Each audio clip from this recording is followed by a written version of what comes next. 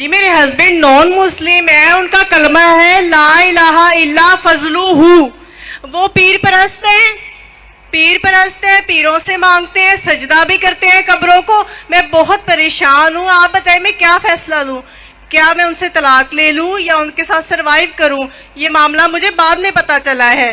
بہن نے کہا کہ ان کے جو شوہر ہے وہ پیر پرست ہے، انہیں بعد میں معلوم پڑا تو میں کیا کروں؟ آپ اگر ان کی اہلیہ ہے، آپ پہ فرض ہوتا ہے کہ آپ انہیں اسلام کی صحیح دعوت دیں، آپ ان کو قرآن اور صحیح حدیث کی طرف لے کے آئیے. میں نے بہت سمجھایا ہے، حدیثیں کھول کے آپ نے سمجھائی. سوال پوچھ لیا، ابھی آپ جواب سنیے. آپ بیچ میں اگر انٹرجیکٹ کریں گے تو میں جواب نہیں دے سکتا. آپ نے سوال پوچھ لیے، ابھی آپ کا سوال ختم. آپ کا فرض ہے کہ آپ ان کو دعوت دے، اور دعوت دینے کے بعد اگر وہ نہیں مانے تو آپ ان کو الٹیمیٹم دے سکتے کہ آپ اگر شرک کر رہے ہیں تو شرک جو ہے، آپ نے کہا میرے شوہر شرک کرتے